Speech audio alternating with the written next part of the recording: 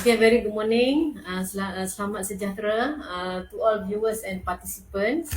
Okay, welcome to UMK, University Malaysia Kelantan, and welcome to our webinar, IoT Analytics from Data to Decision, Trends and Challenges, which is organized by Department of Data Science, University Malaysia Kelantan.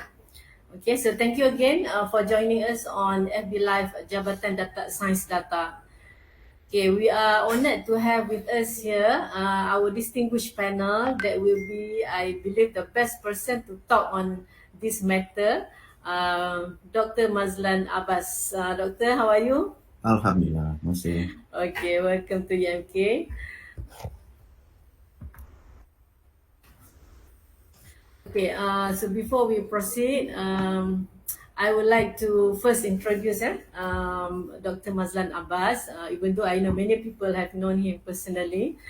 Okay, Dr. Maslan Abbas is the co-founder and CEO of Favorite Sendirian Berhad, and he has received many recognitions for his expertise in IoT. Okay? So I just read a few selected ones. Among them, he is ranked top 50 global thought leaders on the IoT and digital disruption by Thinkers 360. Top 50 most impactful smart cities leaders by World CSR Congress. Top 10 in IoT, top 100 influencers by Postscapes. 20th thought leader in IoT by Analytics Report. And with his vast experience, I would just say a few that I selected from his CV. From before joining Favorite, Dr. Maslan spent about 2.5 years as CEO of Redtone IoT, 8 years in Mimos as Senior Director Wireless Communication Cluster, 13 years in Salcom, and 10 years as Associate Professor in University of Technology, Malaysia. And he has been a frequent speaker on IoT, IR 4.0, smart cities, and telco at many conferences, locally and globally. Okay, with that, I would like to welcome Dr. Maslan Abbas to deliver his sharing with us. Please, Doctor. Okay, thank you very much, Professor Dr. Siti Zaitun, and welcome to all of you. It is a pleasure for me to make this presentation to the audience, especially for the University Malaysia Kelantan. But I do believe that there are also other audience from other places too, watching in the FB Live. Yeah. So the topic today is about IoT analytics from data to decision making, the trends and challenges. I think my specialism is mainly in the IoT, but not in IoT analytics itself. Yeah, I have to make that disclaimer. Anyway, the team in UMK yourself is actually in the IR 4.0 Competence Center are very much working in the area of analytics. But I would like to share with you today how, because when we talk about analytics, we talk about machine learning, AI, and so on and so forth, it's all about data. And it's impossible to do a lot of, discovering any insights without the relevant data. So there are various sources of data that you can collect.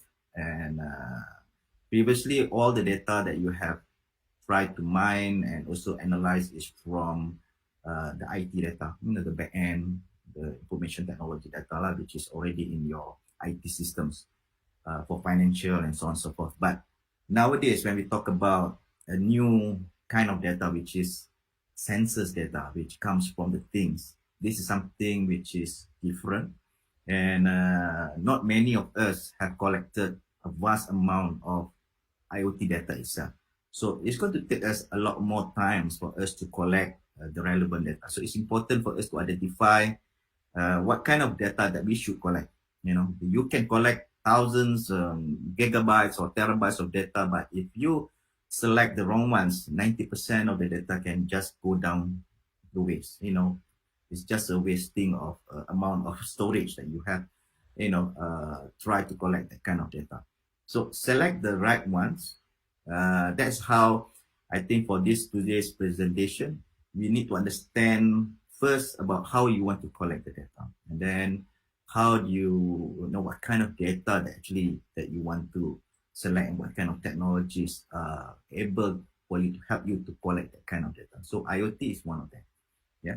So when we talk about IoT itself, uh, uh, maybe some of you have heard about Kevin Ashton. Yeah. So Kevin Ashton is the father of IoT. So he coined that term in 1999. It's very about 22 years, 23 years ago. That was very long time ago. And at that time, he was working in Procter and Gamble. He had this problem of trying to locate the amount of stocks of in the shops about lipstick, the number of lipsticks, the colors of lipstick, and so on and so forth. So when he worked in the MIT, so he uses the RFID to put on the box and monitor the whereabouts, the quantity of the lipsticks. So if you heard about this RFID thing recently in the last 2 days, when we talk about RFID, we talk about our RFID tag in that we have big issue in the last 2 days. Yeah.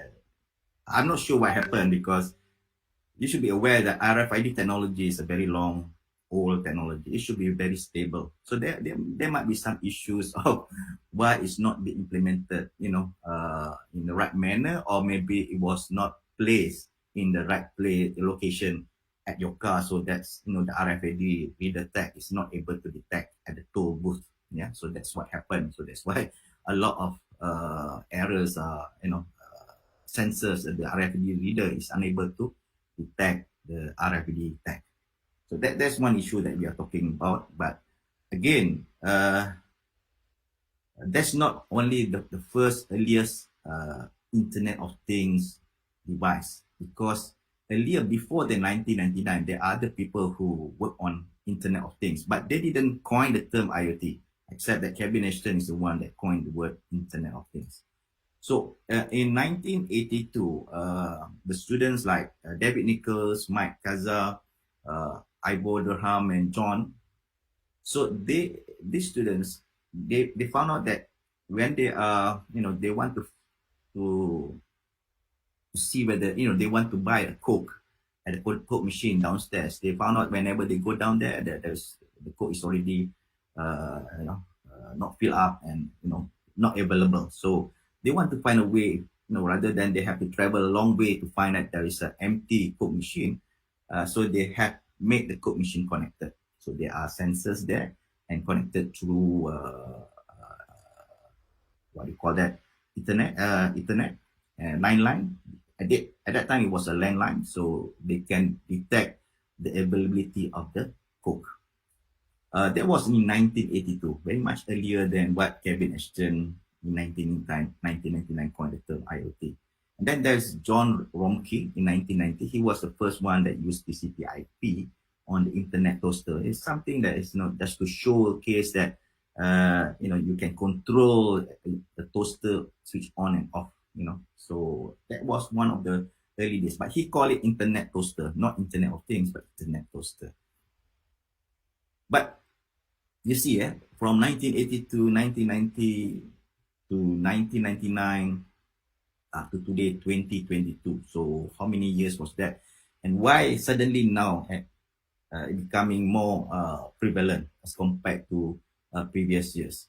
So it is depends on the kind of technology that converge, that comes in together. That's why you see a very small ripple of growth of IoT devices now becoming a lot more, becoming a big tsunami. We call it the third tsunami. The first tsunami is the fixed internet. The second internet tsunami is the mobile internet, and then the third tsunami of internet is actually Internet of Things. So this is what we are seeing now, because various technology come in place. The hardware now becoming a lot more cheaper, cheaper, and then becoming more smaller. Connectivity, you will find that everywhere you go, you can get access to network, wireless or wired network. The software development becoming very much simpler to use and to develop applications. Sometimes you don't even need coding to do that applications. And then you see the number of chips, the number of transistors double every 18 months to 24 months, the most long, every 2 years, you see that it's very exponential growth. And then we are seeing that there's a lot more players now in the market. The whole IoT ecosystem now, there are many players because IoT itself very difficult for one company to provide end-to-end solutions. So you need a good ecosystem to do that. So what are the main components IoT? I'll share with you in the next slide.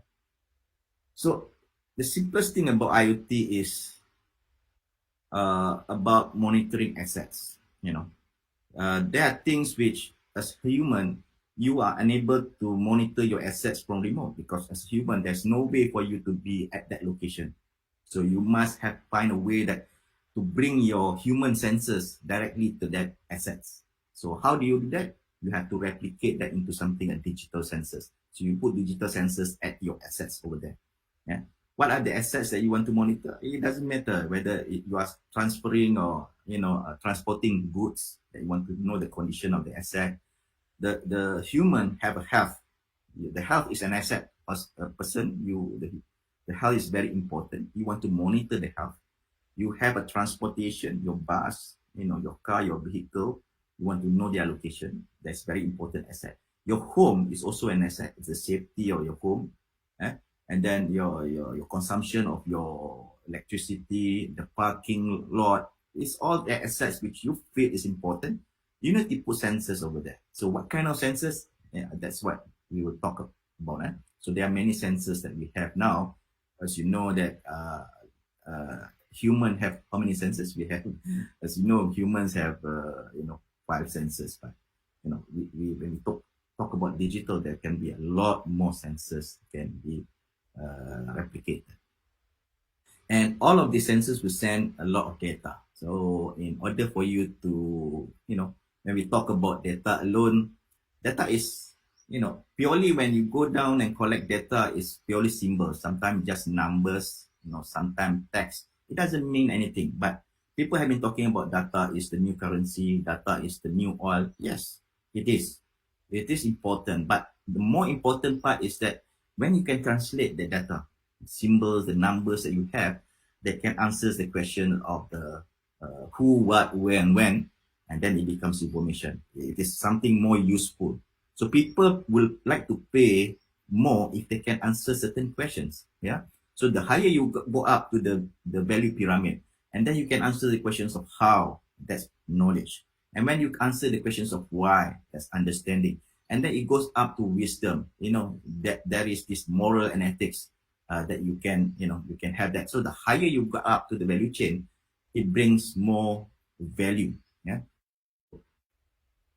But then you have to start from at the very early stage, which is data. Yeah. So in analytics world, that you might have a different look and talk about different way of how to perceive this data. For example, in another way that you have to look at from data to wisdom, if you collect this data in bits and pieces, it's just raw data. It doesn't make any meaning. It's just numbers, tons of data that you have collected. But if you can distinguish the data, group it, this is green, this is purple, then you make meaning of it. So you can distinguish. So information, the location, the numbers, it's for whom. So it's important to do that. So we have to translate that. And then the moment that you can make sure that the data is how it being linked, and then it's become more knowledge. The green is interconnected with green and how it's being connected and all that. But insight is much more better because from there, you can look at new knowledge that can be formed. You can find out from all the data they have collected, you can make some new things. You can theorize new things. You can make new knowledge out of that. It's more important from that. But the highest level is wisdom. The wisdom is something that, how you can judge between the right and the wrong thing. How you can judge the good and the bad thing. For example, a path that you want to take. Is this path, it's a path that you can take from A to B, but is it the right path or is it the wrong path? It's just like sometimes it's a religion and all that stuff. Some people say the right religion is this, but the wrong religion is that. So the good the ethics that you want to do something which is good or something that looks bad. So a human have that kind of thing, but machines it's very difficult for them to go to that level. Yeah, maybe today we don't have that machine that have that level of wisdom. Yeah. And then the way that you look into data, the hindsight, things which is very descriptive. You talk about what already happened, all the historical data. You want to know diagnostic analysis where you can have when you want to know understand why did it happen. So you look at the historical data, you can answer the questions why did it happen. So you diagnose that level, and then you want to go further beyond from what's happening today. You want to predict it, what will happen if you have this data. By the end of the day, what will happen in the next 1 month or 2 months or 1 year down the road. And then the best part is prescriptive. How can we make it happen? If you have this amount of data, you want to prescribe it to make it better, for example. So how can you make it happen? So you can make some changes in your decision-making process.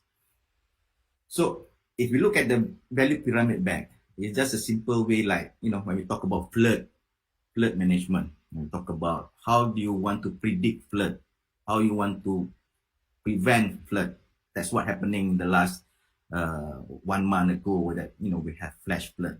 So flash flood is very difficult for us to gauge actually. But certain years of, in Malaysia, you will understand when exactly the flood. Kelantan will know when exactly that you can have flood because it can be predictive. You can predict it by when. But it's much better if being supported by that amount of data. So for example, the simplest raw amount of data is about the 12-inch 8 millimeter is the number is the level of water level that goes up or the amount of rain that drops. So you have to collect that, the location where it is. So that data alone, just numbers 12-inch or 8 millimeter doesn't break anything much. But if you can answer the question of what is the water level in that particular river, when does the river swell up, where exactly the location of the water rise, who control the water dam.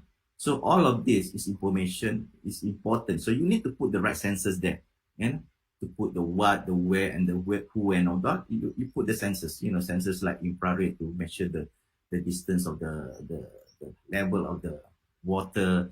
You have to put rainwater sensors to know, how many millimeters of raindrops per day, so and so on and so forth, and then you have to ask the questions of how to control the water level, how fast is the water rising. This is where you can predict it, and then by the end of the day, you want to understand why is the water rising.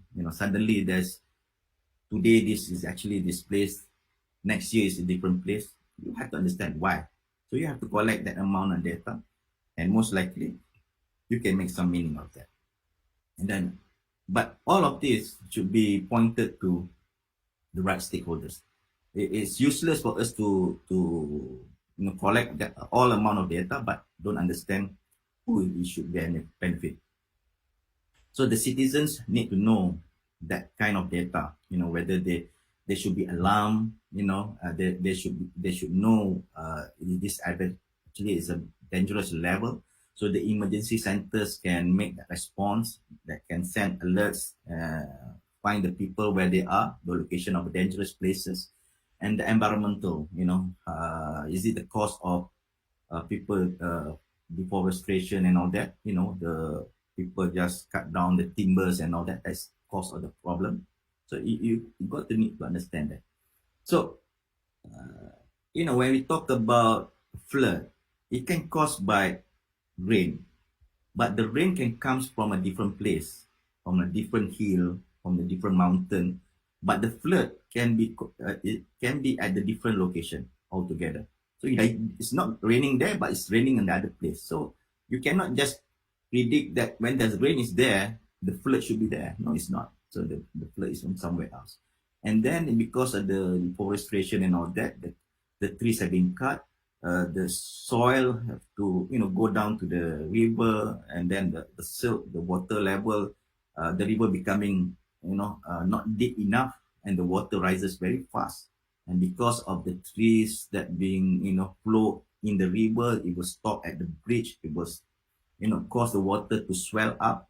So, and then suddenly you might even have, when you are at the near the sea, and then because of the water, the sea rise because of apa orang kata tu air pasang besar, and then the water push back the sea push back the water from the river, go back, and then it will cause flood. So there are many causes of cause of flood. So the most important part is that you have to work with the domain expert in identifying what really causes the flood. Because from there, you will put and place the right sensors. Yeah.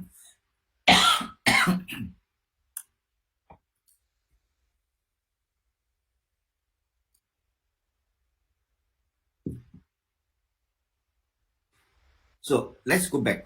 Let's go back and really understand what IoT is. So you know about that impact, the amount of data that needs to be collected, but how IoT can help us in bringing that amount of data. So when we talk about IoT, basically we have to talk about that four main components. The actuators or the sensors. The sensors is the thing that like temperature, humidity, gas sensors, pressure sensors, light sensors. These are all the sensors.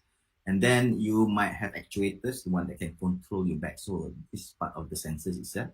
And then from there, the amount of data they have to collect, you have to send it out. How do you send it? So that's the challenge. In IoT, it depends where the application scenario going to be. It can be very simple connectivity in wired network.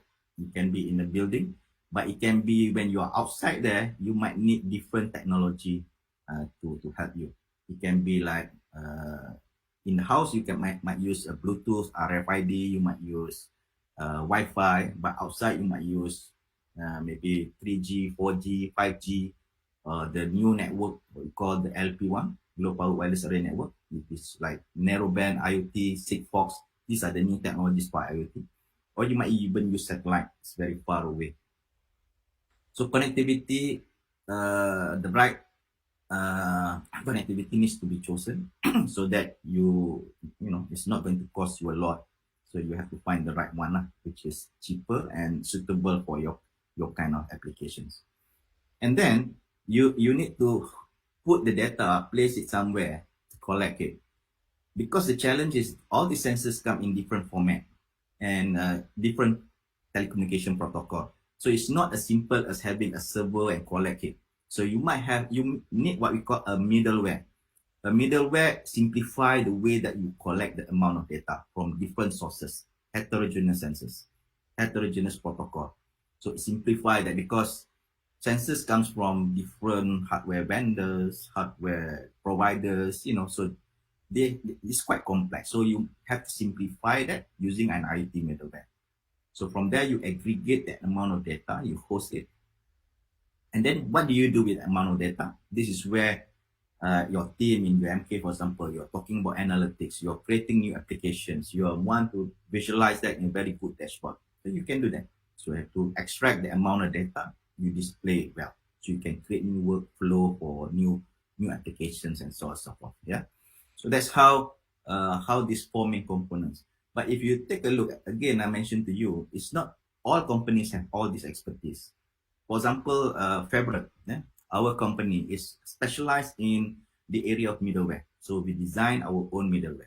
But we are not hardware providers. We don't design hardware. So we work together with another hardware providers who create that sensors and connect to us. So how they want to connect to the platform? They have to work with the telco.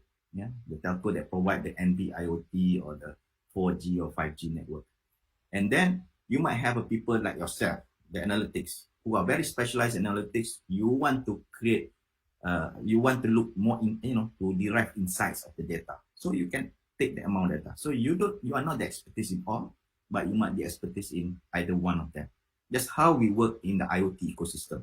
That's why I mentioned to you earlier. Now the whole ecosystem becoming more matured, you can find people in Malaysia who they are in this area. So technically, if you look at this, as I mentioned to you, there are hardware level, all the sensors out down there from different players.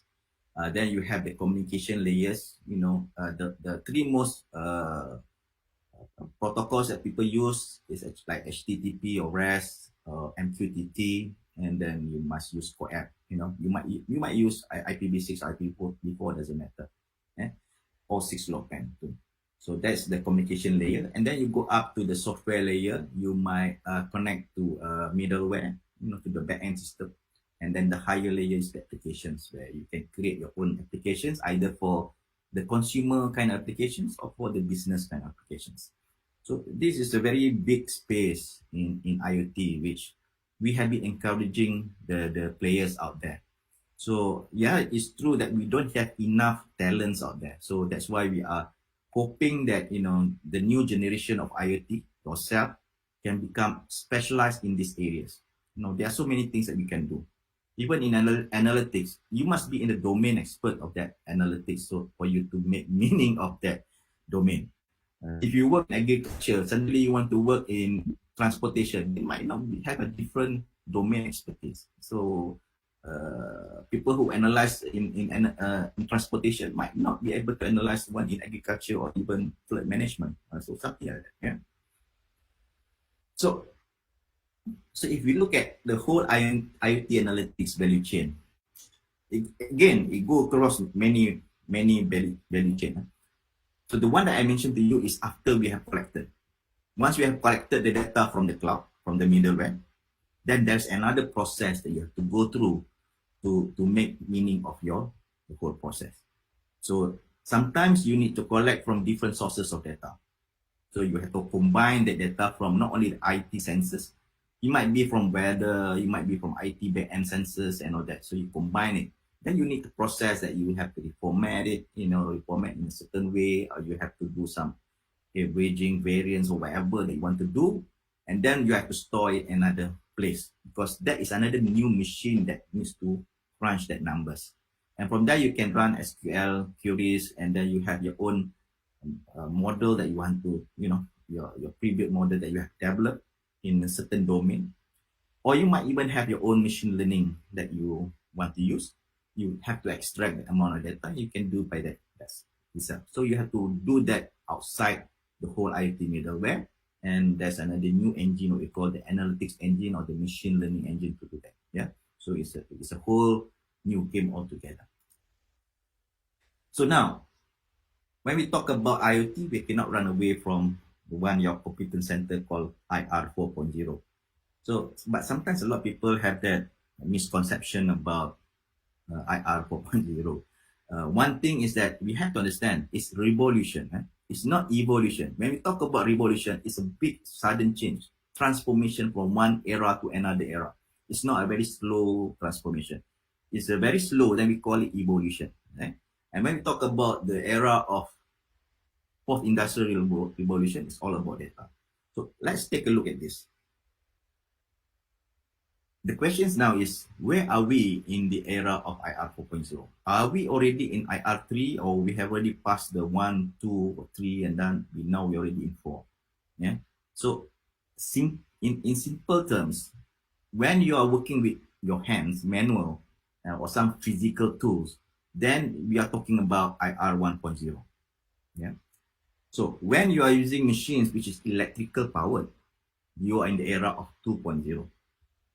When you're using computers, internet, automation, you are in the era of 3.0.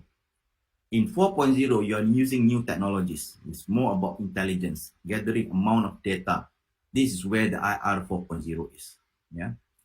So maybe if you are confused, let me give you different scenarios of how we live in this different era. Yeah. So let give an example. The way that we cook, that's a simple analogy. Simple analogy. The way that we cook, if using this, you're in the era of 1.0, the way of cooking. Using fire, using coal, or using wood. And the era of 2.0, your oven is still electrical powered. The only thing that you can change is timer and the temperature. That's it. But if you're using a microwave oven that is computer electronics, then you can program it the way that you cook. Your cake is different, your soup is different, your barbecue is different. So it's 3.0. It's electronic based. 4.0, if you can cook using even the 3D printing or using a robot as your chef, that is the era of 4.0, the way that we cook. Where are we actually in the era of cooking? Most likely 1.0. I want to ask you guys in Kelantan lah, the way that you sell keropok lekor lah, in which era are we in? Still using fire or still using 3D printing? Nah, that's the way of just looking at this. Okay. And the way that we teach, universities, in colleges or university, schools, if you're using whiteboard, blackboard, we are still using 1.0. If you're using OHP projector, electrical, but then you use transparency, is 2.0. You use computers, electronics, internet, the way that we are doing now, online, on Google Meet, Zoom, Microsoft Teams, we are using 3.0. But if you use virtual reality, augmented reality, you use teacher as the robot, then we are actually in the era of 4.0 of education. But are we really there in 4.0 or we are still at 3.0?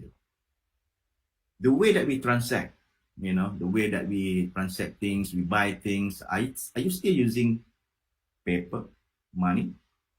Or now we have moved to machines that can help you to exchange and transact, but still the catching part, the electronic part, sometimes using calculator to do that.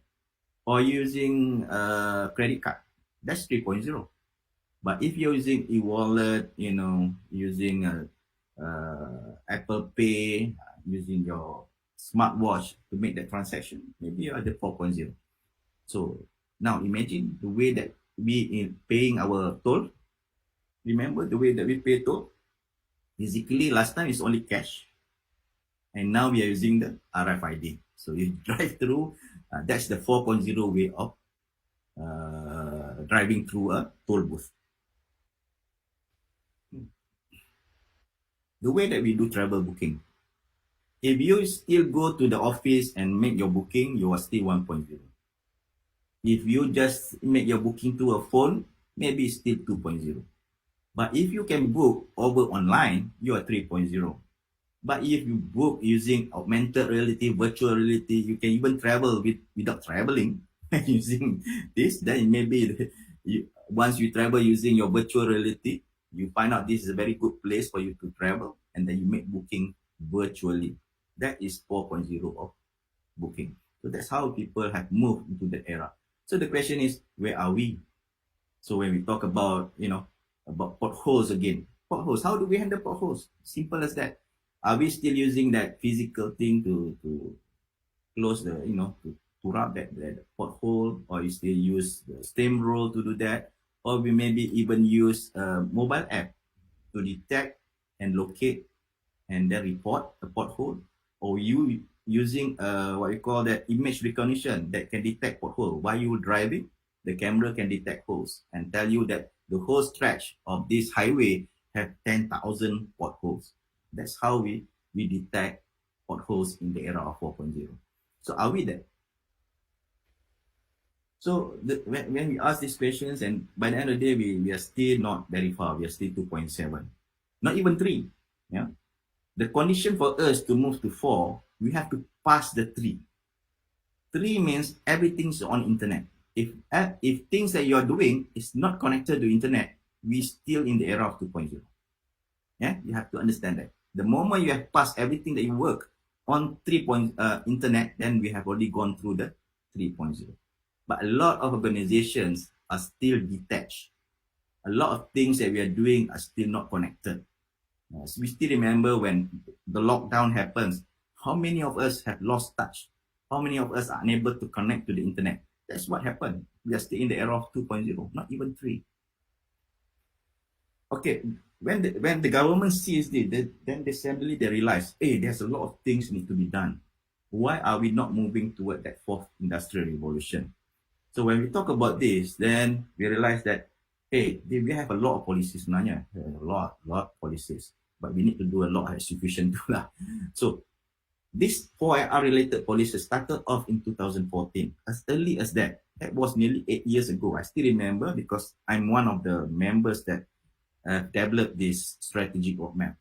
So the idea is for us to move forward into the era of IoT. And then the World Economic Forum have identified and defined the fourth industrial revolution. What is it? It's not Industry 4.0. Industry 4.0 is only limited to manufacturing, but now we have to move beyond the manufacturing. Everyone must have or have touched that fourth IR technology. That's why when early at 2018, unfortunately, when we launched Industry Forward, it's mainly for industry for manufacturing sector. And we told the government that, hey, we need to go beyond than just manufacturing, because there are education, there's agriculture, there's healthcare, there's financial, there are many other sectors require the 4IR technology, not only manufacturing, services sectors, there's a lot of impact of 4IR over there.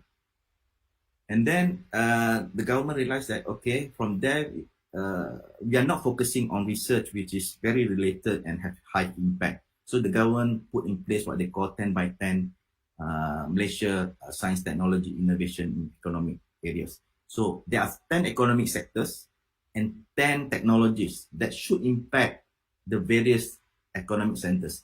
If you are not focusing on these economic areas, then you are not able to apply mostly grant. Yeah, or not eligible, not to say eligible, you are not qualified. You must first identify which economic areas that you want to have impact, and then what technologies that you want to bring. So there are 10 technologies there. Yeah. And then in 2021, we realized that we are in lockdown, and a lot of people are out of touch, are not connected. Digital is one of the things that we have been talking about. So Malaysia come up with the Malaysia Digital Economy Blueprint. We understand that digital is very key for us to transform ourselves. Yeah. And then by 2021 also, we have launched what we call the National 4IR. Finally, we launched the 4IR policy to cover the whole aspect of other economic areas or industry sectors. Yeah. So just to refer back, if you take a look at IoT strategic roadmap, the idea is just 3 ideas. The long-term strategy is for us to have this what we call 3 goals. 3 goals to see that we can create a very good and conducive IoT ecosystem. There should be many players here. Without the relevant players, we're going to import a lot of technology from others. So we need to create our own internal ecosystem. Secondly, the technopreneur capability for us to develop the app services layer. So we need to have that. Otherwise, still we're going to outsource this to other people. So we need to make Malaysia as the regional hub for IoT. So that's how the idea, so that we can create more jobs. Yeah, by creating more jobs as a producer nation, we have more jobs being created for the next generation of graduates that will come out from the universities. And the industry forward, as I mentioned, they choose certain pillars of technology, what we call the pillars of technology, which they identified like big data analytics, AI, VR, IoT, additive manufacturing, cloud computing, autonomous robot, advanced material, cybersecurity. These are the areas. But we got to understand, these enabling technologies are only meant for manufacturing sector. But there are other sectors, as I mentioned to you. For example, like the construction. They need to define their own pillars of technology. You might have education. That you define your pillars of technology. So the same thing, like in construction 4.0, they define 12 technologies, which is not in the industry forward. So for example, prefabrication and modular construction, 3D scanning, photogrammetry. They have a building information system, advanced building materials. And this is a very much meant for construction sectors. So they want to reduce the dependency of using labor. They want to make more efficient, more productive, to construct buildings faster than before. China have built hospital, they have built a condominium in one day. Right? So you have seen the video, they can build one condominium one day. Imagine that. That's how fast they can build a building. We don't want to build a building for 3 years and we still can never occupy that place. So how can II 4.0 help us? Yeah. So as I mentioned to you just now, the 10 by 10 SDIE, you define the socio-economic drivers. You can find this in the internet. You can find it. This is where if you want to apply grant for MOSTI, select which area of economic drivers that you want to focus on. Or if you have a certain technology that you're working on, try to define and how you have impact on certain technologies. So from the university, normally they will have technologies, and then you have to find the right socioeconomic sectors. Yeah. So then easier for you to apply. So the My Digital is the idea is now we want to transform everything in digital world. You know, imagine you want to have a signature, approval process. You have to convert into PDF. PDF have to send through email. And then you have to receive the PDF. You have to print it out. You have to sign it manually. You have to scan it back. You have to send through email. What is this? This is not digital. This is like half digital, half manual. When you involve manual intervention using hand and physical tool, you are the era 1.0. Okay, then suddenly you are in digital 2.0, or you're in 3.0, then you go back to 1.0. But at the end of the day, our approval process is 2.5 lah.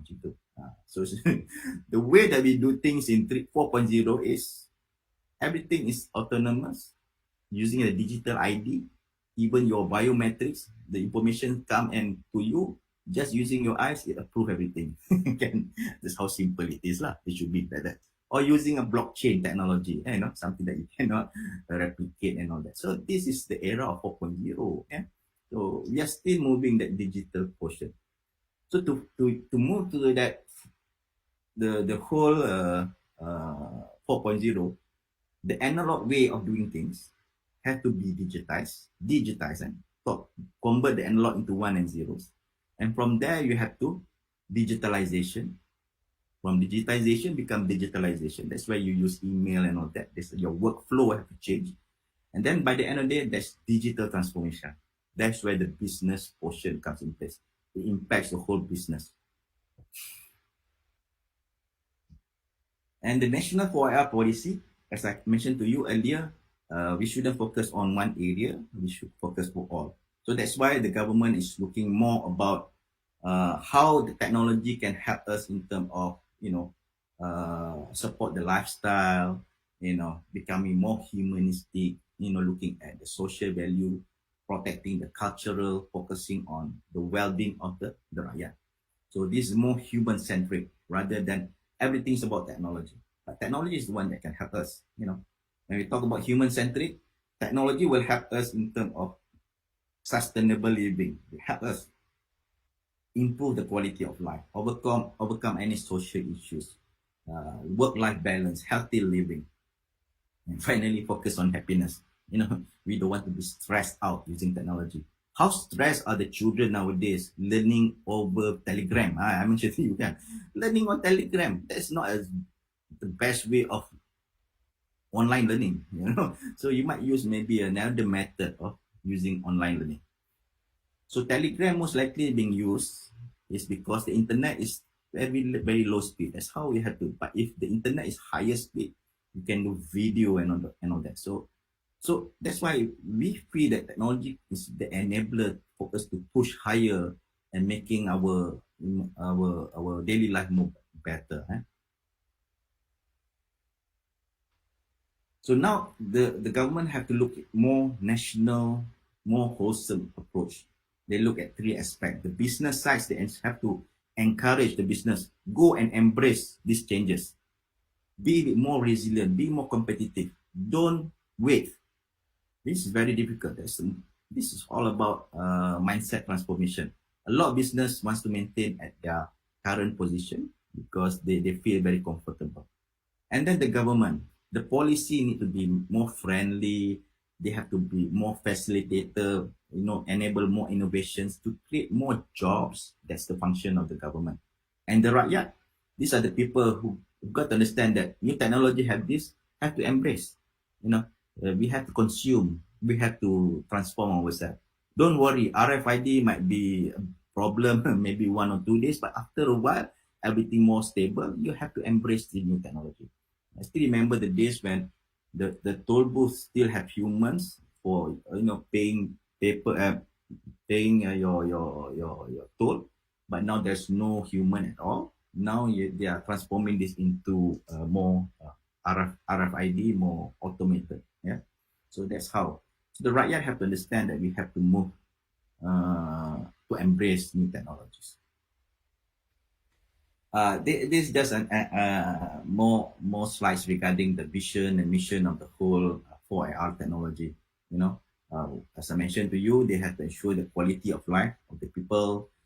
They have to make sure the capabilities to embrace 4AR technology across all sectors. So the competence centers like yourself needs to really ensure that people are now embracing and upskilling their knowledge, and then harness the technologies to enhance the whole ecosystem. Yeah, so we have to embrace new technologies. So from all of this, they had identified the key sectors, and some of the sectors are like wholesale, transportation, tourism, finance, utilities, manufacturing, agriculture, healthcare, and so on and so forth. So from there, they identified four foundational technologies: artificial intelligence, IoT, blockchain, advanced material. Why they choose four? It's not. I'm not sure, because that's how they have defined it. But Alhamdulillah, I feel that IoT is there is good. Yeah. So don't worry about analytics. Analytics is part of the IoT too. Yeah. Okay, so from there, they have the 4 national policy trusts. They have breakdown into 16 strategies and break it down into 32 national initiatives. You have to take a look at this 4R policy to understand whenever you do projects, you look at which strategy that you're supporting to. Yeah, so you might hit one or two national initiative that you're going to support. So that's what the government wants. Whether you are supporting the businesses, society, or the government, it depends on which 16 strategies. Yeah. So these some of the initiatives, like they are putting in more what they call that facilitation. So these are some agencies are facilitating that, like Meranti. They are incentivizing for applications, so they are putting in matching grants to help the business. They're also looking at prioritize the public sector funding innovation, technology innovations, which organizations that's why I think they select certain competence center for certain universities who are specialized in certain areas. Yeah? But I think the most important part is to drive that adoption of technologies, and the government have to use this, one of the big users. Okay, now when we talk about IoT analytics, the idea is for us to use the data and transform a business. Yeah? So whenever you use this, look at the 7M of the business. The 7M of the business. The first M is actually, if you can use analytics to see how it can increase productivity. Yeah? If using remote monitoring, from the amount of data, you can analyze that you can reduce amount of traveling, you can reduce the amount of manpower costs. So that's one. That's the first M. Second M, you look at the material, the amount of assets, the amount of equipments that you have sent from one place to another place, the logistic, the transportation, the amount of time, the best, whether it's the warehouse have just in time kind of stock, so it's save a lot of time and cost. Warehouse is very expensive, and then understanding the conditions of the assets, whether they are good conditions or not. So, and then on the third M, you have to look at a machine.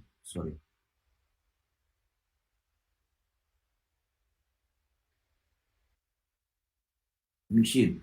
Machine is very expensive, so you have to analyze the machine, whether the machine up, is giving indication of errors, so they're going to need some maintenance.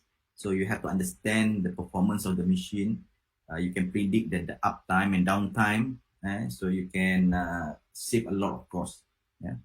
And then you look at the method, reduce the red tape by using technologies like this. It can reduce red tapes because you don't have human in between and become more agile in implementing your decision making, for example, faster in decision. And then we talk about market. New market segment can be created. So last time it's just only monitoring. Now you can tell the people that, hey, I can predict, how you can increase your revenue by putting this and this. So with analytics, you can have more way of making your product more effective, more value add. Yeah. And then when you take a look at the money aspect, as I mentioned, you can create new revenue streams, new business models to do this. Just now it's about market. Market, when I should mention about market, it's about assessing the market from only offering your product not only locally but also to overseas.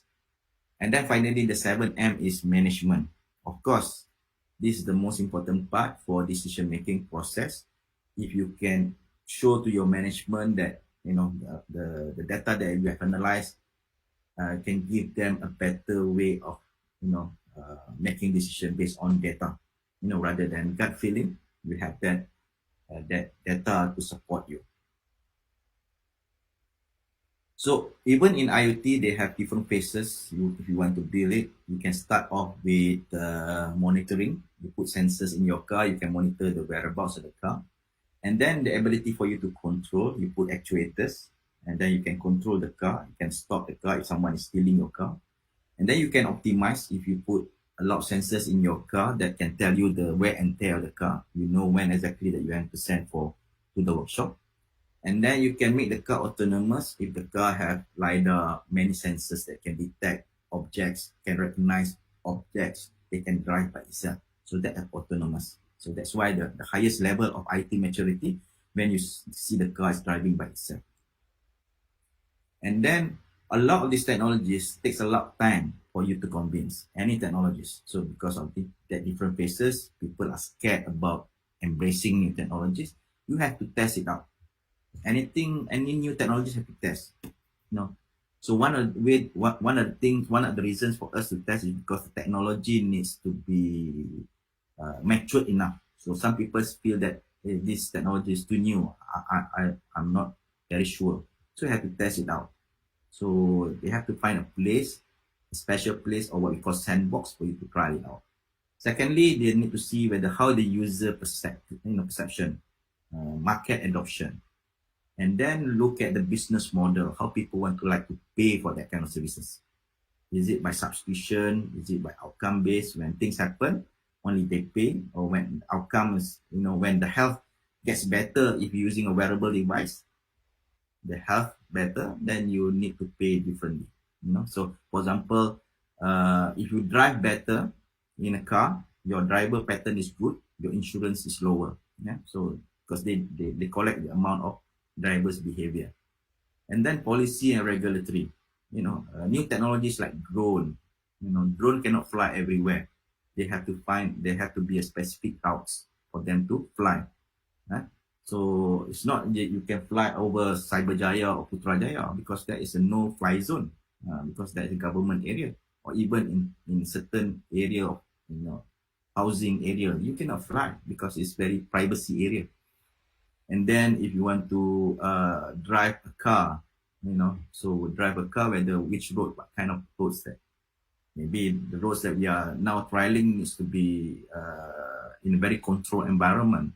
You need to understand the policy too. How we define a driverless car. Is it a car? How do you define a car that can fly? For example, a drone that can fly, a drone that carry people. Is it a car? Is it a helicopter? Is it a what? I don't know. So they have to define differently, because the current regulatory in the policy or regulatory. They define the car which might have 4 tires or 6 tires. But when the car doesn't have a tire, do you call it a car or not? Okay. So that's one thing. That's what happened when we have this. Gojek is the ride sharing, motorcycle ride sharing in Indonesia. In Malaysia, they call it Gojek. We have similar too. Early days, they banned the Digo.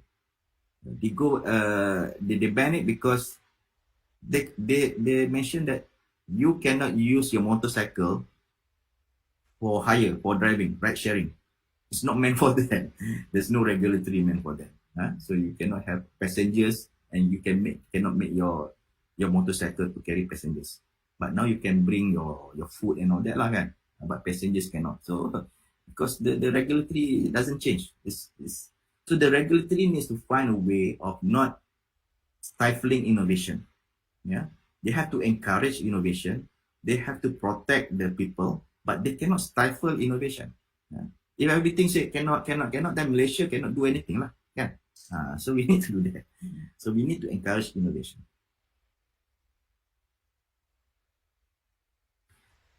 Okay, now we have about half an hour, but I'll give you a few more minutes about IoT in fabric platform. The way that we want to collect the data is through that platform itself. So I'd like to share with you how we do it. Yeah. And we design the platform, the third layer is the middleware, as a platform as a service. Okay, what I mean by platform as a service, you take a look at how cloud services is being done. Now, if you have everything, if you own everything, you manage everything, then you on-premise side, from the networking, storage, up to applications, your data, you host everything in your place is on-premise. But because of the cost is becoming very high, technology changes very fast, you don't have the expertise to do that, then you outsource certain things. So when you outsource certain things, you say that, okay, the cost of technology like networking, storage, server, virtualization, you outsource everything. When technology changes, they change too. So you don't have to upgrade. But then you put your own OS, you put your own middleware, you have your own data, you have application. That is called infrastructure as a service. But if you feel that middleware also I don't want to control, so you allow from networking to middleware is being owned by vendors, and then you only write your own applications, you maintain your own data, then become platform as a service. But software as a service is where like you use Google Mail, Google Meet, this is software as a service. You don't own everything, you just subscribe to it. But Fabric is actually platform as a service. We don't know what applications that you build on top of our platform. We don't know what data that you have put into our platform. We only know that you subscribe to the platform and you own everything.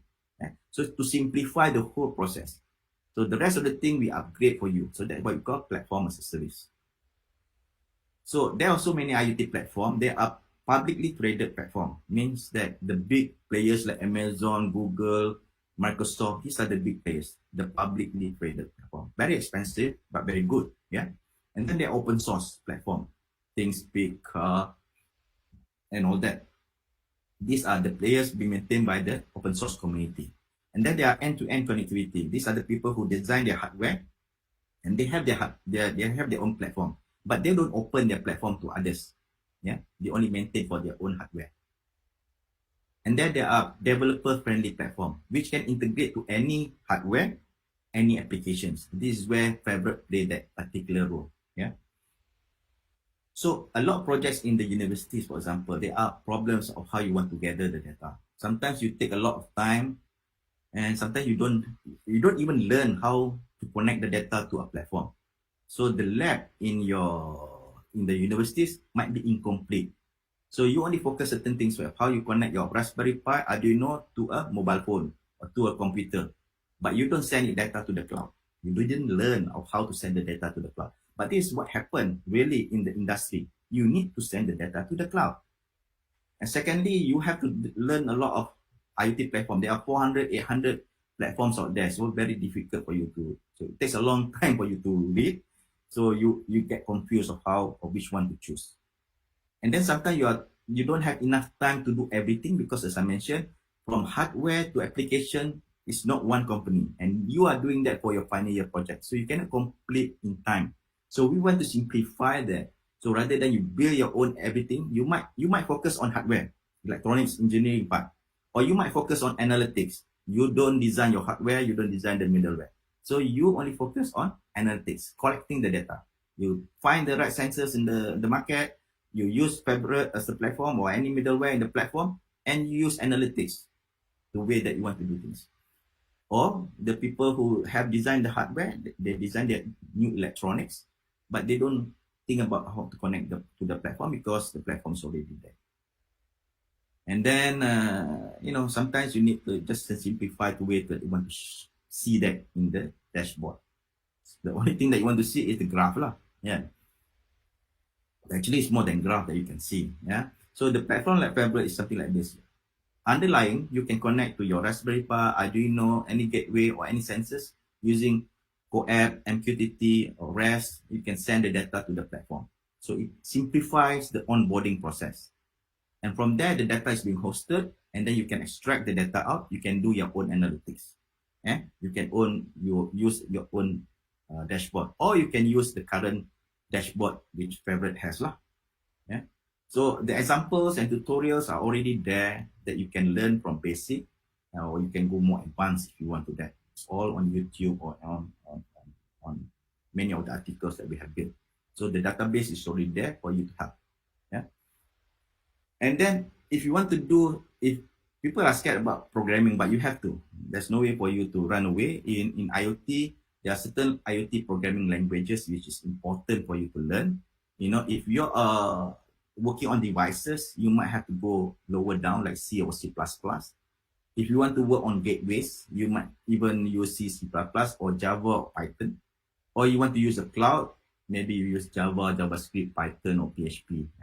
Applications, you can use the higher level application, the application languages lah. So, but you cannot run away. Like Python, Java, C, or C++ is one of the most popular one lah. Yeah. So if you are learning this, it's good. And then, as I mentioned to you, it's important for you to aggregate the amount of data. So the platform is needed from different sources of data that comes in from different applications. You can have 2 or 3 students using the same platform to connect it on the same platform. Yeah. Someone is creating applications for home, another project on health, another project on transport, another project for office. Different application scenario.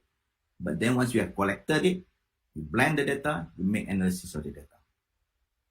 So some use cases which, some people have done this in other places too, like Rolls and Royce. They look at aircraft engine. They want to filter the signal and from noise. So there's a lot of noise in their data set. So they have to do that. And then ThingWorx data mining. They are using some diagnostic, prognostic method that they can look into the using machine intelligence to see in their manufacturing process.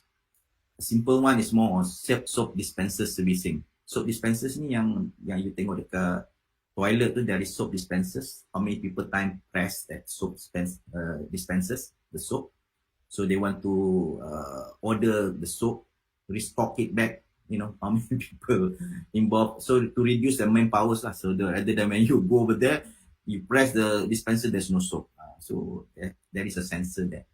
Industrial workers, they have this for wearable device, especially for making sure that the workers are safe, like factory laborer, mine worker, first responder, firefighters. So they want to know the safety. So by putting sensors that can check environmental, temperature, biometric, battery, so even to analyze the health of that individual. And then there is like to reduce operational costs for solar usage, solar energy system. So to reduce any downtime, so they can predict the maintenance process, because there are so many locations for solar sensors. So they use the data to analyze the maintenance time. Yeah.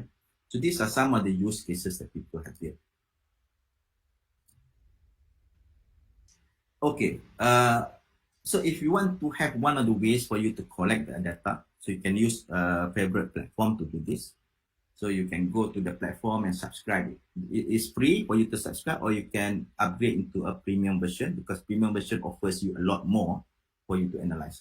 So once you have subscribe it, you can see the whole dashboard, how the usage of the, for example, the API. API means that the number of data that can be stored or transmit over the platform. Yeah, like the free version is only 500 API per day. Yeah, per day. Then after that it refresh. Like the premium one, it can go like 5,000. So you can have more data that you can analyze with 5,000 points, data points. So you how much utilization per day, how many sensors are being connected over there, whether the sensors are alive or not. Yeah. So these are some of the dashboard that you can see. So you can see the data that goes in and out, the data streams, the format that you have put in, the temperature, the timestamp, and all. But this is all raw data, raw data. But you have to crunch the numbers lah. So other than the raw data, we also have a dashboard and certain widgets. With dashboard, you can create and then you can put your widgets in. So the widgets can be like, like this gauge, temperature, you have graph and all that. You can put in place. So it's simplified and you can visualize it easily. But this is a simple one lah. But if you want to do a lot more, you have to extract it out. Yeah. There are other visualization options. One way for you to visualize from this graph just now, you can make it public. Otherwise, people just see it from your platform. But if you want to publish this dashboard into a public view, you can create an URL and you can share the URL. People can view that on that screen. So for example, on favorite dashboard, you just give them URL that people can see your dashboard. Yeah. So for your project, you just show like this. Otherwise, you export this into a CSV or JSON format. Yeah. And from there, you can analyze with your own machine learning lah. Yeah. There are other visualization options people have used for using Android App Inventor, React, Plotly, Vue, Chart.js. So they have this tutorial.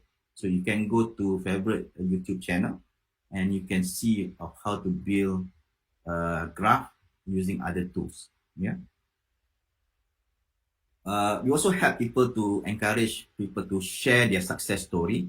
So we have a developer portfolio. You have your own portfolio. You can share what you have done. Because sometimes people would like to see, hey, who are these people? Who are the developers? So we want to business matching you.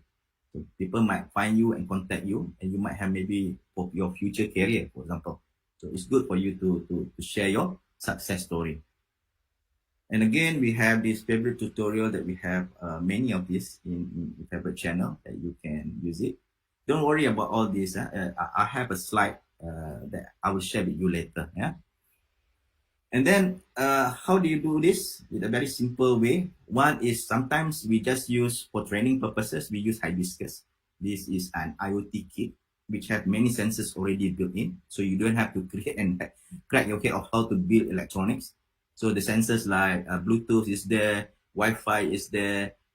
They have this altitude barometer, humidity, temperature sensor all built in. Yeah. So you can try it on. So you can use Wi-Fi or Bluetooth to connect to a gateway, and then from there you send the data directly to your to the favorite platform which you have subscribed, and then from there you can extract the data out, and then you can do analytics. Yeah. So some use cases is that people can just use the same device but create different use cases, different applications. People for railway, different vertical, for postal delivery. This is all asset tracker. You put in and they carry it out. You can create different use cases. For retirement homes, people for SOS alarm, man down detection, GPS location, personal ID. It's meant for that. So when it's down, they will know that the old person fall sick ke, jatuh dan sebagainya. For security people who move around. So all these applications, with single device, they can create many applications. And with that amount of data, you can analyze differently. For security, for employee, for forest workers, they have different way of utilizing the device, different way of showing that you can find new insights of the person using them. Yeah. So favorite IoT platform users are being used by more than 100 countries around the world. More than 5,600 people have been using this, and we encourage them to use it. So what we call the generation IoT, we call them, yeah, people who are now moving towards the new era and new talent. So how do we start? Is that simple? Once you start with develop a very small and focused application. Don't make it so big because you don't know whether how the impact gonna be. Start small. You can think big, but start small. Prove it that it can work. You get the buy-in. Then you start to integrate to your back-end system, which is already the existing system. Sometimes this is the new system, but then after that you need to integrate with the legacy system. And then from there you can scale it up. You're getting more data, you can create new workflow, you can create new business model, or you can have more analytics because you are getting more data. Okay, now this is the fun part. I would like you to take out your mobile phone because this is a contest. I would like to give this contest 3 prizes. Okay, so the contest starts now. What you can do is that you can go to this link and subscribe for free using your valid email. Number 1, number 10, and number 20th who registered will get a beginner plan 100% voucher. Wow, 1 year subscription worth 100 ringgit. So you guys, you are very lucky. You just scan this, subscribe it, just use the free plan. Please use a valid email because otherwise we cannot send the voucher to you. Okay? So send it to this voucher. Okay. And it's 100 ringgit worth. It's 1 year free for your project ke, whatever, they can do it. Yeah. So I give you 2 or 3 minutes to that. It's not that difficult for you to subscribe. So I can check it out in my who's the winner. So the fastest one, the number 1 will get it. Yang slow sikit nombor 10 pun will get it. And yang lambat lagi nombor 20, the lucky will get it. Oh, you mean we have to do it now? Yes. They have to do it now because I have a few more slides to show on different things. Okay. Please do it now. I'm still waiting for the winners to come in. So the winners, there are 65 people on Facebook Live, and whoever can do this will. So I can see the first one coming in. We'll try to announce the winner. My staff is collecting the numbers, and she will help me to collect the winners lah. Don't worry, Prof. We have a couple of more minutes, 15 minutes for question and answers. So, Okay.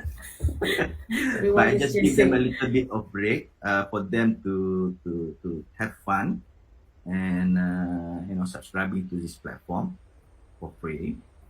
And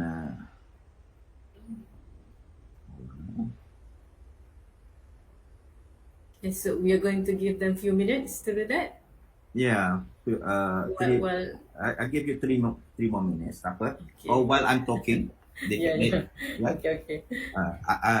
I have a few more slides that I will talk. You guys can listen. You can do that while I give you a few more things. But if you guys are not the winner of these 3 winners, you still can have this limited offer that we put in 20 discount vouchers for 50%.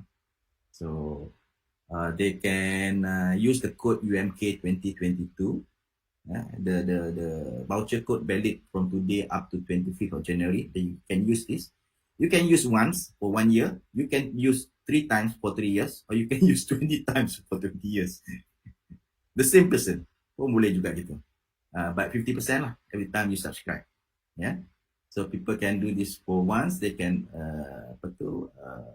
redeem once, or the same person can redeem twice or 3 times or even 20 times. So don't worry about this because everything I have put in just now have put in the slide share. So you can take a look at my slide share here. And finally, also I will help you providing 2 ebooks for free for UMK. You can download this. You can screenshot or whatever, or you can go back to the slides later, which you download in slide share. you can see all these materials in. Yeah. So the IoT notes is the lecture notes.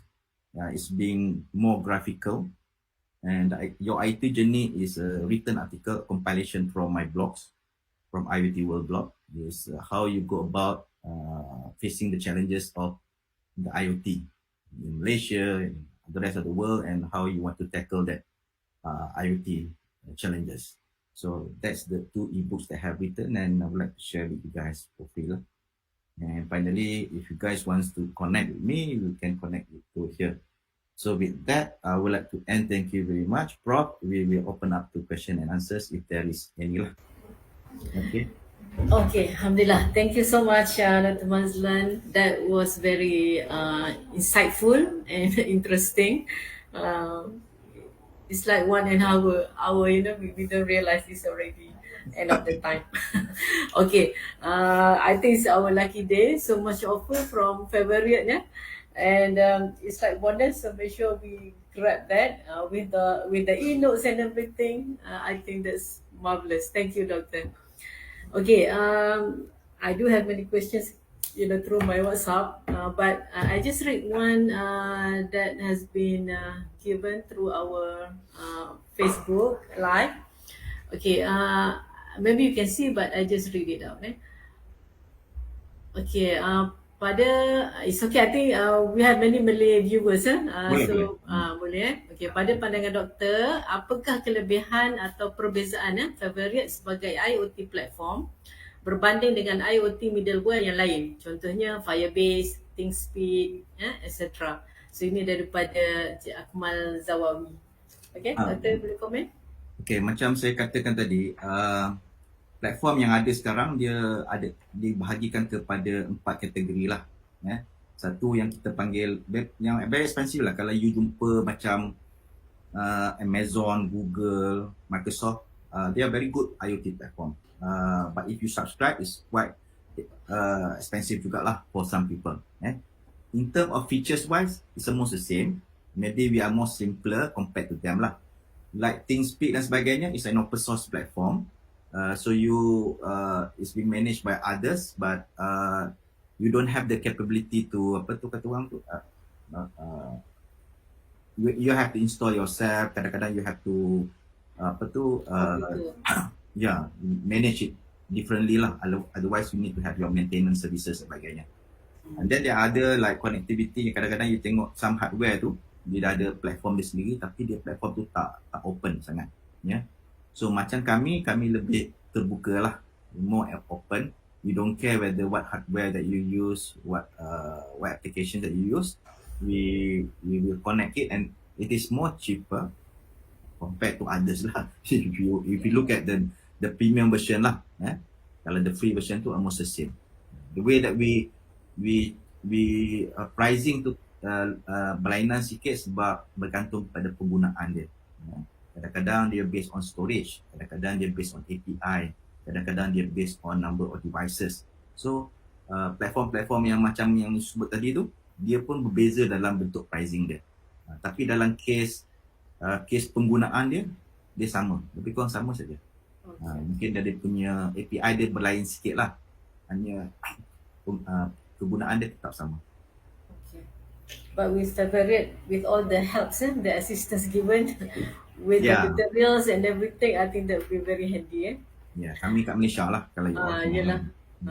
Okay, next question. Actually, I have also a question regarding, you mentioned just now, we are not yet at full IR, and since revolution is actually not just evolution, kan?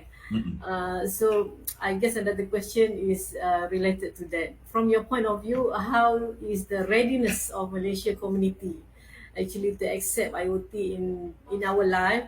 As we know that, especially people in the rural area, they are not very, ready yet, or maybe not at that level yet, to accept this technology. And also with the poor, I would say, and it is also said by Mr. Akmal, poor internet coverage, so things like that.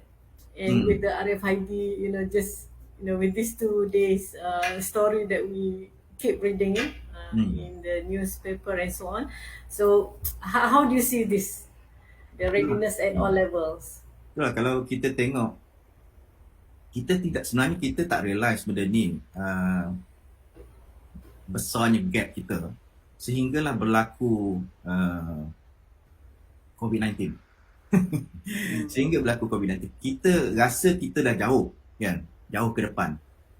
Bila COVID-19 happen pada 2020 dan ramai di antara kita tak dapat bergerak dan berada di rumah, then we feel that there is a big gap because kita talk about IR 4.0. IR 4.0 dia punya condition, you must pass the 3.0. 3.0 you nak pass, you mesti ada internet. So kalau internet tak ada, janganlah kita kata yang kita dah berada di 3 atau 4. Itu yang menyebabkan kita jauh lagi. We are still very far because if internet is not there, then we are still at, or internet is there, the speed is not there, the coverage is limited, we are still limited to our application. So we cannot move towards 4.0 if we are still lacking in internet. So that's one of the way that we can gauge where our readiness. Second way of gauging our readiness is if you go to conference and exhibition. I always say like this. If you go to a conference exhibition, where you want to be? You want to go to the conference or to the exhibition? If you go to the conference, you are still trying to learn and understand what are the new technologies, the benefits, what people have done. You are still trying to learn. But if you go to the exhibition, you are more ready to embrace new technology. You are trying to find technology that you can implement in your organization. These people who go to the exhibition are the one that is more ready. So if you look at Malaysia, if there is this sort of exhibition and conference, where are we? Where is the majority of the people? But if you go to Singapore, exhibition like this, expo, you see a lot of people actually in the exhibition hall trying to find the right solution. Meaning to say they are more ready. And the conference room are not many. So that's how to gauge the readiness. We are trying to gauge the understanding now. So that's why a lot of people at the conference room. I tell this because I've been in these 2 areas. I've been in the conference room. I saw when I talk, I know how many people are there, and I've been in the as a vendor in the exhibition hall, waiting for people to come to our place. So that's where you see how anxious and how excited people they are. If there are more people in the exhibition hall, we are more ready. Okay. uh, and looking that you are actually at the policy making level for some governmental effort of trying to empower this. How can you make the community, the society getting this awareness, like you mentioned, so that people are rushing to the exhibition booth to know the latest updates on this and so on? Yeah, this journey have started me since 2014. It's a very long journey, and I found that the journey cannot be taken by individual organization or individual person. So it needs to be a multiple efforts. And yeah, I've seen that a lot of effort have been taken now by a lot of agencies from MPC, MDEC, MCMC, and now we have association too. So associations are built up. So we see association like there are 3 associations that have been in. One association is my IOTA, my IoT Association. This association come in place for the industry players to help the people locally. So we just want to raise our hands that we have the solution. Yeah. And then there is what we call the Malaysia Industry Forward Association. These are the industry forward people. There's also industry people who also wants to bring in the players together. And then there is what we call Malaysia Smart City Alliance. So this is a smart city more on working together with other stakeholders, with the government, agencies and all that, who wants to implement smart city. As you know, smart city have a lot of projects, but they also have difficulty in to roll out projects. We have been talking about smart city for many years, but maybe the process of building smart city project is very tedious. When so many people come and approach local PBTs, the local council, they get confused. There are tens of hundreds of proposal. So how do you want to filter it out? So it comes from association part lah. So it's a big proposal, something like that.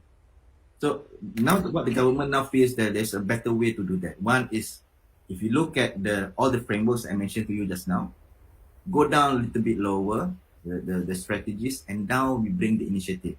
And from the initiative, they have broken down from the short term, medium term, and long term. So we have to focus on that. So with that, the government have also put in place like grants and all that. So mostly have played a role in the grants, and then there is MITI, industry forward grants. There are many other grants, and TIS also have grants. So there are agencies are putting in grants to help people to kickstart their project, and people like yourself also, get from MOHI and all that. So this is the start lah. I think we are seeing now more structured way of implementing things.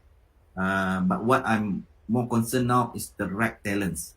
Yes. So we have all the strategies, but if the talents is still slow from the universities to go out, so there are still vacancies out there that not been filled yet. So we need that people. So that's why, like my case, I've been talking about generation IoT. Fill out the generation IoT people. Yes. And, that's right. How we do it. Yeah, very catchy word, yeah, generation of IoT. Okay, I have another question, but we will read from the audience. Another one coming from Mr. Muhammad Shaukat. He asked, Doktor, adakah IoT platform ini? I suggest, I suppose is referred to the February, selamat untuk classified data, for example, military data, etc. Okay, kalau kita tengok security aspect, dia ataupun privacy lah, dia dua lah. Satu about privacy, satu lagi about security. Privacy tu yang data-data yang di more on business side. Maknanya kalau you rasa data tu untuk share atau data tu untuk disimpan tak boleh di-share, itu bergantung pada business policy you. Jadi bergantunglah. Kalau you kata you dah share tapi you kata orang hack, dan masalah lah. It's not hack, it's your business policy. That's one thing. You have to be very clear. So if you want to say that you want to protect, then become the security part lah. So the security aspect comes in many places of IoT punya value chain. It start from the device. It's very difficult for you to hack the device because they are the authentication, they are the key that you cannot break the key. They are the certain key, how many bits, 1 to 8 bit ke 256 bit ke berapa bit, it's very difficult for you to crack. And then whenever you update that, don't make it so easy for people to update the firmware. Otherwise people can update it easily. So people can crack, hack from the device itself. Secondly, on the connectivity, you must choose the right connectivity network, protocol that is more secure. Yeah. So the current mobile network and all that memang dah secure lah. And then kalau you nak wrap it with IPv6 pun, or 6LoWPAN pun, dia well secure. And then kalau you nak guna platform, then you have to look at the whole platform. Where does it reside? If you reside in your premise, then you have to put your own security level. Your firewall, your system level, security dan sebagainya. But if you're in the cloud provider, then you're safe lah, because cloud provider ni memang the business is make sure that the cloud is not being hacked easily. Once the cloud is being hacked, Amazon ke Microsoft, then habislah business dia. So then the cloud is more important. But finally, the worst part is where the applications people. So when people, everything dah secured, then but you write your application, and your application is very simplified in such a way that your password too is very simple. People get hacked into it, they get access to all your data. So have to ensure that. So there are many stages of security lah you kena put in place. So to ensure that's to answer you, kita put in place, but there are certain things when it been held by the user, application yang cakap tadi tu, then you have to take care of that. But whenever it's in the platform, it's well secure. Alright, okay. Thank you, Doctor. We have another question from Dr. Tan. Can Doctor share some material or resources for beginner to learn IoT? Yeah.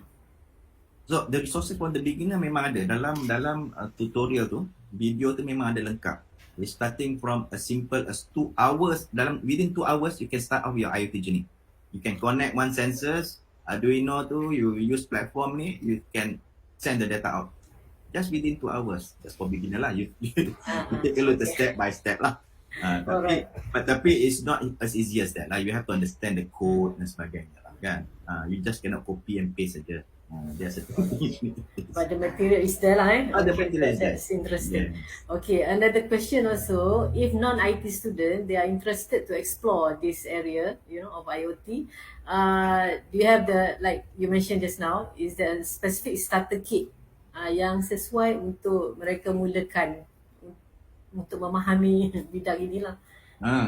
So macam I tunjuk tadi yang apa kita guna hibiscus tu kan. Hibiscus. So hibiscus tu kalau you tak pakai hibiscus, you akan guna Arduino, you akan beli sensor-sensor yang lain, you akan beli temperature, humidity, dan you kena pakai elektronik tu. Ada resistor dah, capacitor lah, you nak connect pada breadboard dan sebagainya. Itu orang elektronik tahu, is okay. Tapi kalau you malas nak fikir elektroniknya komponen ni, you beli benda ni, IoT kit, semua dah built in dalam tu. The only thing that you need is to have you cocok je dekat dia punya tu, tak ada electronic circuitry pun. Cocok je dekat board dia punya USB tu, you can read the data out. So dia ada tutorial yang tunjukkan bagaimana nak guna benda ni lah. Okay. Alright, it's very handy Dr. Nur Akilah. Okay, Doctor, thank you so much. Since you mentioned about how the university can play a role in producing the next generation of IoT, so I believe that the talent too must be designed, must be planned in a very very special and focused. So how do you see that the academic program that we have nowadays, or maybe perhaps for UMK to produce these talents, how much do you think it can be embedded specific on IoT? I still don't have a chance to look at UMK punya syllabus lah. Kalau maybe if I take a look at normally when I work with other universities, they appoint me as a IAP, then we have a session to take a look at their syllabus and content, and then we make a proper recommendation. But the easiest way to understand whether you have embedded the right syllabus or not, first you have to put in the 7 layers of OSI dalam your content and syllabus, and then focus on the 4 main layers that I mentioned to you just now. For people who in the electronic part, they have to understand the sensor part, the device, the electronics part. So if you want to work on electronics, you have to design that. And then you have to work on the connectivity part. You have to learn the telecommunications technology. All the protocol that I mentioned to you, like from Bluetooth, Zigbee, RFID, Wi-Fi, Narrowband ONT, Sigfox, 2G, 4G, 5G dan sebagainya. And then you have to learn on the third layer with the middleware, which is a lot of university missing. So they don't talk about middleware. So they jump. So middleware pun kalau you learn, it's not good enough. You have to put in the lab. So that's why we have worked with the universities to put this in the lab session, the lab. So part of your syllabus experiment, you have to send the data out to the cloud. And then the fourth part is the application lah. So if you have syllabus that write applications, mobile ke web ke, then it's okay. You can do that.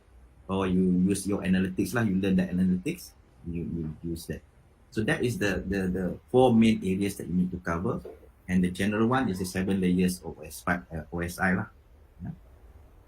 But I suggest that betul-betul buat dalam lab tu supaya people can start to learn easily. Because once you learn that, your final year project ni senang.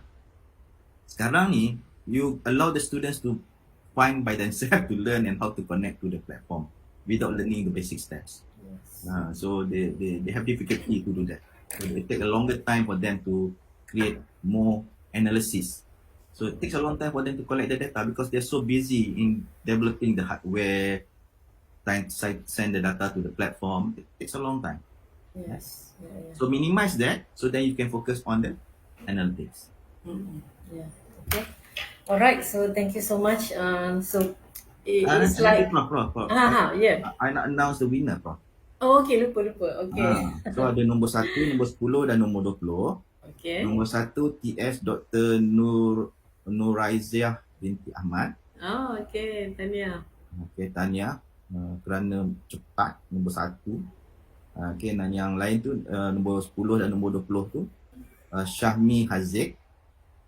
Okay. Yang nombor 20 Nur Alisa Muhammad. So, Nur Alisa Muhammad. So congratulations, we will send you through your email yang you register the vouchers for you to use lah. Kalau yang the rest tu boleh pakai discount vouchers kalau nak lah. Yeah? Okay. Thank you very much for winning the competition. Thank you. Yeah. So tahniah kepada pemenang. Congrats to the winners. Tapi kita ada banyak lagi peluang untuk kita explore Fabric punya platform with all the facilities provided lah, the notes and everything. I think it's very interesting. So we look forward actually to extend this discussion and collaboration with Fabric. Hopefully we can benefit each other lah, insyaAllah. Okay, so I think that's all we can take from audience. Again, thank you so much to everyone who have participated. Thank you to the technical people, they are around us now. And of course, most of all, we thank Dr. Maslan Abbas for sharing the knowledge. And it's very interesting to see how we are moving with the 4G, 5G, planned by the government. I think we should be moving towards that. Inshallah, and hopefully the university will take it seriously in providing the next generation of IoT, okay, which is very interesting. Okay, Doctor, maybe 1 minute last take-home message.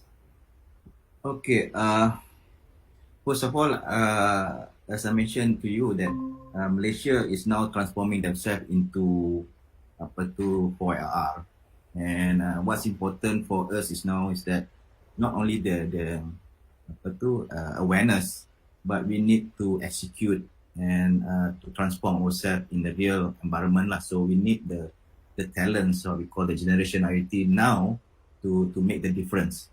So from that onwards, we will, because the market is still very small. Walaupun kita kata we are still 2.7, but then the opportunities is very huge because we are still at the very not maturity stage yet. Yeah, so opportunities are there.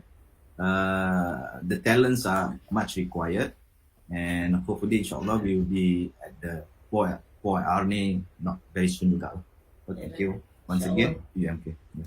Okay, insyaAllah. Thank you so much, Doctor. Okay, so with that, we conclude our session with Assalamualaikum warahmatullahi wabarakatuh. Okay, thank you.